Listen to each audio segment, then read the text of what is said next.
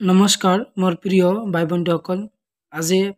আন এটা ভিডিঅ' লৈ তোমালোকৰ আগত উপস্থিত হৈছোঁ BA ফাৰ্ষ্ট ছেমিষ্টাৰৰ হিষ্ট্ৰী ছাবজেক্টৰ ইউনিট নম্বৰ 1 কিছুমান ইম্পৰ্টেণ্ট কুৱেশ্যন আছে আলোচনা কৰি মন মাৰ্কছ তো তোমালোকে যেটো কেমেৰা চাই আছা ইয়ে আছিল তোমালোকৰ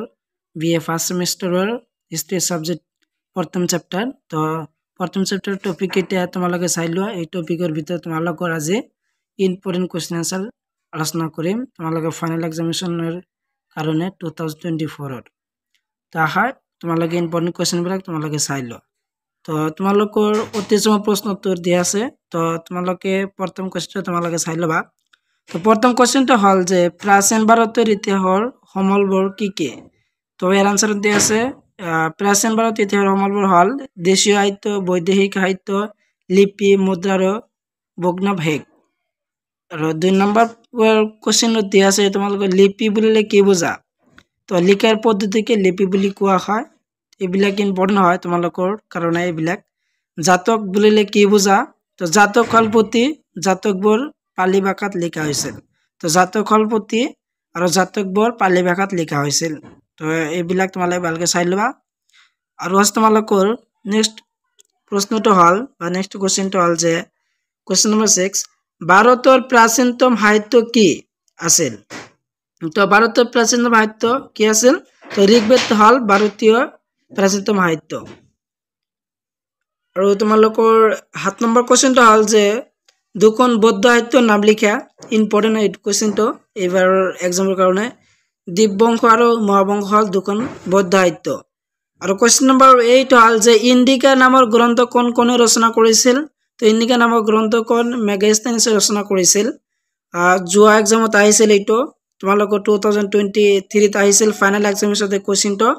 তো এই কোশ্চেনটো তোমালোকে চাই লবা আৰু কোশ্চেন নম্বৰ 9 টো হল যে বেদ কেইখন আৰু কি কি তো বেদ চাৰিখন হিয়া হল ঋগবেদ যজুৰ্বেদ অৰ্থবেদ আৰু সামবেদ এই কোশ্চেনটো তোমালোকৰ ফাইনাল এক্সামিনেশন 2023 ত আহিছিল BA ফাৰ্ষ্ট সেমিস্টাৰ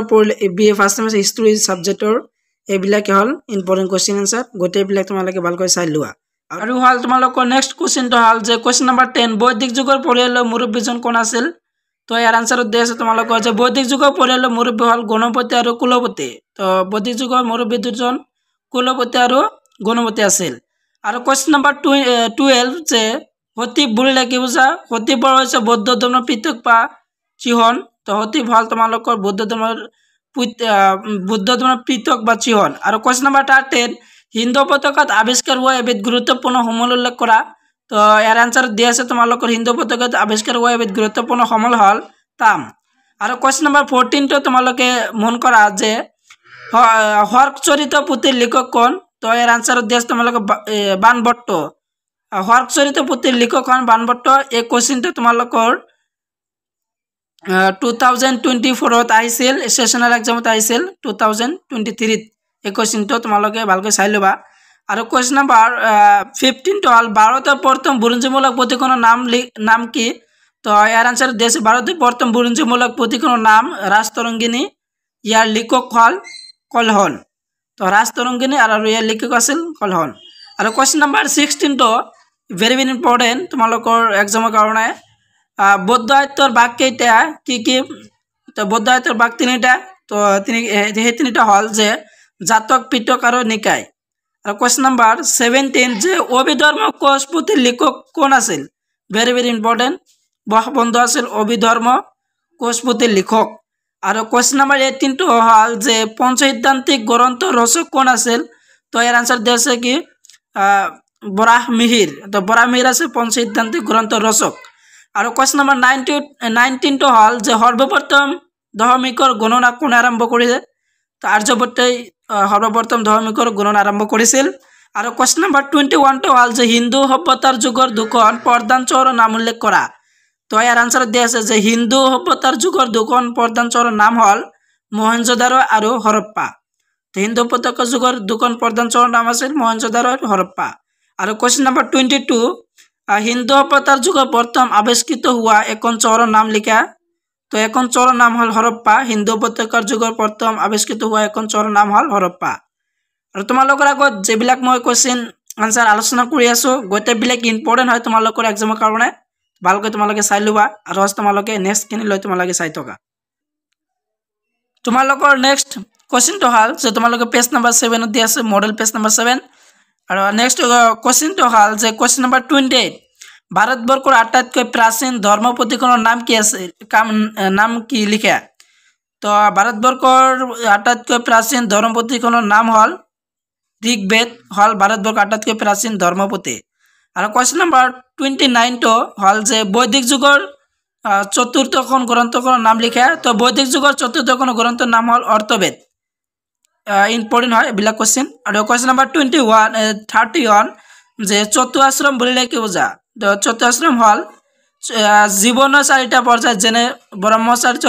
গাৰ্হস্থ্যশ্ৰম বানপ্ৰস্থশ্ৰম আৰু সন্ন্যাসশ্ৰম তো ইয়া আছে তোমালোকৰ চতুআশ্ৰম আৰু কোৱেশ্চন নম্বৰ 32 যে বৰ্ণ বুলিলে কি বুজা তো এর আনসার দিয়া আছে বর্ণ শব্দটো অর্থ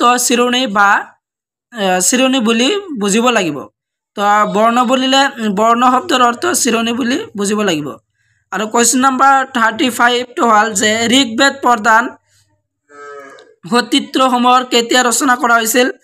তো ইয়াৰ আনসাৰ দিয়া আছে 1000 পৰা 1200 খ্ৰীষ্টাব্দৰ পূৰ্বৰ ভিতৰত ৰচনা কৰা হৈছিল বুলি অনুমান কৰা হয় আৰু কোৱেশ্চন নম্বৰ 38 যে বেদৰ বা আৰ্য যুগত দেৱতাসকলে কেইটা ভাগত ভাগ কৰা হৈছিল তো বেদৰ বা আৰ্য যুগত দেৱতাসকলক তিনিটা ভাগত ভাগ কৰা হৈছিল তো এইবিলাক কোৱেশ্চন তোমালোকৰ ফাইনাল এক্সামিনেশ্যনৰ কাৰণে ইম্পৰ্টেন্ট হয় ভেৰি ভেৰি ইম্পৰ্টেন্ট আৰু তোমালোকৰ সেশনাল এক্সামৰ কাৰণে তো গোটেইবিলাক তোমালোকে ভালকৈ চাই লোৱা আৰু আছে আৰু এটা কোৱেশ্চন আছে তো হেকৰ কোৱেশ্চনটো তোমালোকে চাই লোৱা আৰু হল তোমালোকৰ হেকৰ কোৱেশ্চনটো হল যে কোৱেশ্চন নম্বৰ 40 আৰ্যসকলৰ প্ৰথম আৰু প্ৰধান বেদখনৰ নাম কি তো আৰ্যসকলৰ প্ৰথম আৰু প্ৰধান বেদখনৰ নাম হল Rigveda important very very important কোৱেশ্চনটো আজি তোমালোকৰ আগত যিবিলাক কোৱেশ্চন আনসাৰ ডিসকাস কৰিলো গোটেইবিলাক ইম্পৰ্টেন্ট হয় তোমালোকে গুৰুত্বপূৰ্ণ সহকাৰে কোৱেশ্চন বিলাক তোমালোকে মাৰ্ক কৰি লবা আৰু তোমালোকে বহিত লিখি লবা ভেৰি ভেৰি ইম্পৰ্টেন্ট কোৱেশ্চন কেইটা